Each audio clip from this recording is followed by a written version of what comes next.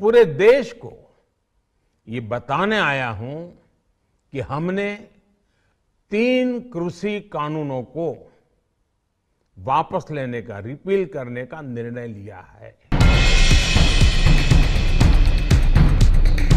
तीनों कृषि कानून पर मोदी सरकार के महा यू टर्न के ऐलान के अभी 24 घंटे भी नहीं बीते थे कि लखनऊ में गृह मंत्री अमित शाह किसानों को अपनी गाड़ी से कुचलने वाले आशीष मिश्रा के पिता और मंत्री अजय मिश्रा उर्फ टेनी के साथ मंच साझा करते दिखाई दिए।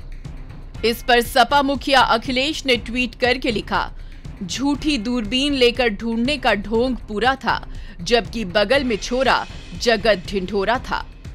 सपा मुखिया ने ये बात यूं ही नहीं कही, बल्कि किसान के हितों में यू टर्न का दावा करने वाली मोदी सरकार की कलई उसके अपने नेताओं ने खुद ही खोल दी है। बिल तो बनते रहते हैं, बिगड़ते रहते हैं, वापस आ जाएंगे, दोबारा बन जाएंगे, कोई देर नहीं लगती है। हमने अच्छी नीयत से लाए थे, इससे परिवर्तन ही आता, किसान को हित होता, लेकिन हम पूरे किसानों को, कुछ किसानों को समझाने में सफल नहीं हुए। हम अब किसानों को प्रशिक्षित करेंगे, सिखाएंगे, समझाएंगे और जब सब सहमत होंगे फिर लाएंगे। बिल उनके फेवर के लिए था, उनके फायदे के लिए था, उनके अच्छे के लिए था। हम भी पार्लियामेंट में थे जब ये बिल पारित हो रहा था। अब वो बिल नहीं इनको समझ में आया, कोई बात नहीं, आने वाले समय में समझ में आएगा और देखिएगा दोबारा इसी बिल को और इसी चीजों को, इसी संशोधन को फिर मांगा जाएगा। अब तो ये साफ हो गया है कि मोदी और योगी सरकार को किसानों की कोई परवाह नहीं है। उनको परवाह है तो केवल अपने वोट बैंक की, चुनाव की, सत्ता की और कुर्सी की।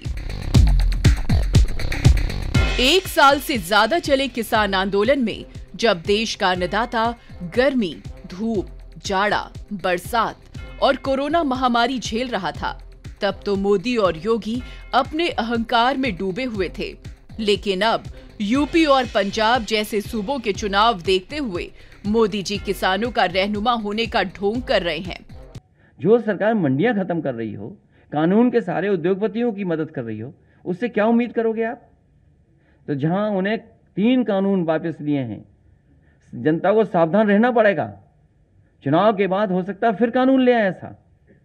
इसीलिए बिना इन्हें हटाए, बिना इनका सफाया किए किसानों के हित में फैसले नहीं होंगे।